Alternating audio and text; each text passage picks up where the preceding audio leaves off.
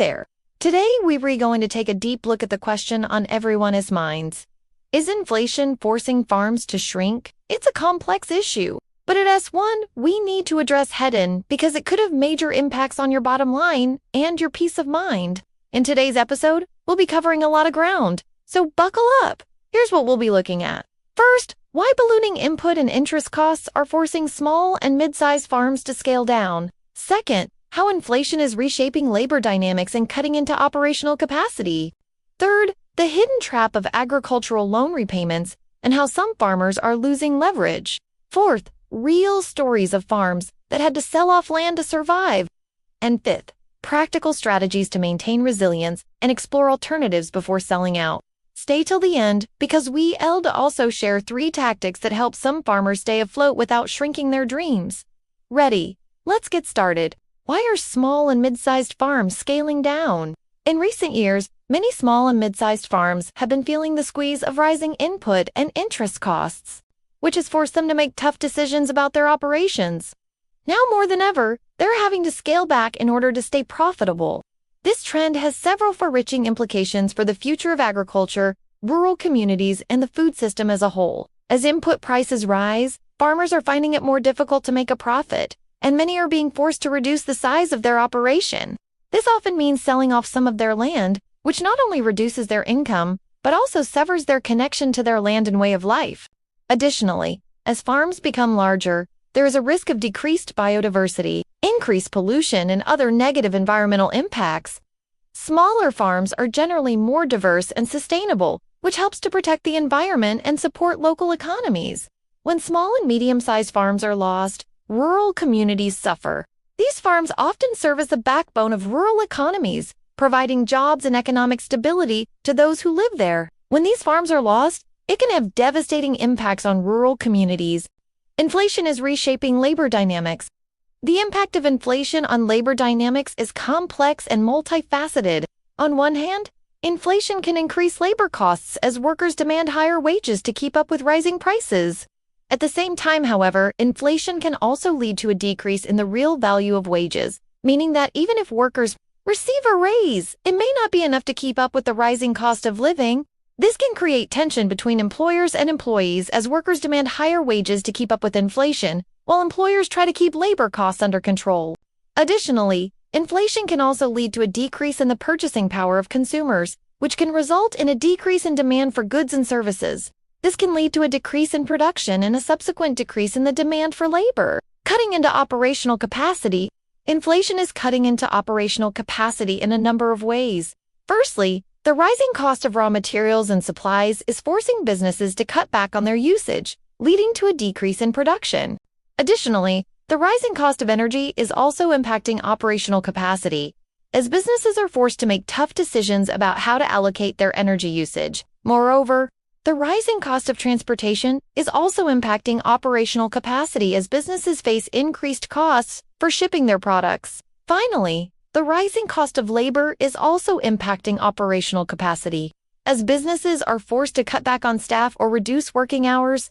All of these factors are leading to a decrease in overall operational capacity.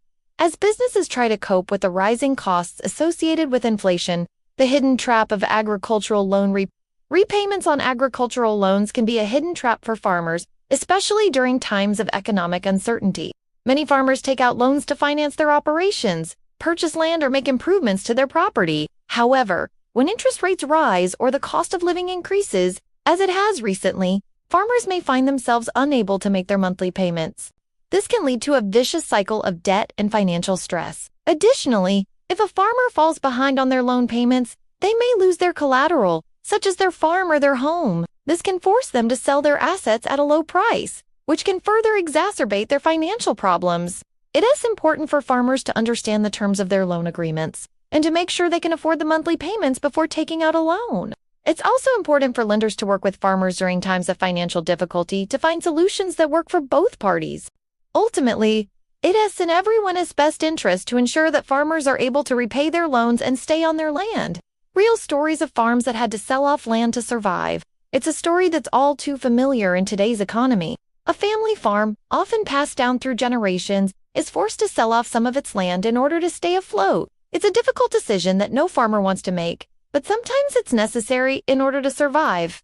Take, for example, the Miller family. They own a 500-acre farm that's been in their family for over 100 years. But in recent years, the cost of farming has skyrocketed.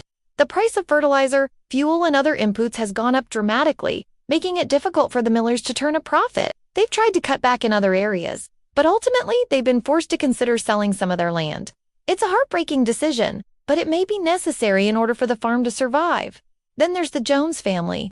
They own a 200-acre farm and have been struggling to make ends meet for years. The cost of healthcare for their aging parents has been draining their resources, and they worried that they won't be able to continue farming if something happens to their parents. They've looked into selling some of their land, but they worried that it won't be enough to cover the cost of their parents' care. The Jones family is just one example of how inflation is impacting family farms. Practical strategies to maintain resilience. Maintaining resilience in the face of inflation requires a multifaceted approach that involves careful planning, diversification, and a willingness to adapt. One way to maintain resilience is to diversify your income streams. This can involve exploring new markets for your products or services, or developing new products and services that meet the needs of the changing economy. Another way to maintain resilience is to build strong relationships with suppliers and customers. By building these relationships, you can ensure that you have access to the resources you need to keep your business running smoothly, even during times of economic uncertainty. Additionally, it's important to stay informed about economic trends and developments that could impact your business. By staying informed, you can be better prepared to make decisions that will help you weather any economic storms that may come your way. But most importantly, don't give up on your dream of farming. There are always options available to you. You just have to know where to look. 3 tactics that help some farmers stay afloat without shrinking their dreams. So you're thinking about selling your farm? Maybe you've heard stories of other farmers who have had to do it because of rising input costs or changes in the market, and you were worried that it might be your only option. But before you sign on the dotted line, maybe there are some things you could try first. So here are 3 tactics that some farmers have used to stay afloat without having to sell their farms. Number 1, direct sales. If you're a crop farmer, you could try selling your crops directly to consumers. Farmers markets, community-supported agriculture programs, and even online sales platforms can help you bypass middlemen and get a better price for your products. You could also explore niche markets like selling organic or locally grown produce. 2, if you're a livestock farmer, you could consider opening your farm to tourists. Farm stays, animal feedings, and even educational tours can bring in extra revenue without requiring you to change your farming practices. You could also offer your land for events like weddings or corporate retreats. And 3, government programs.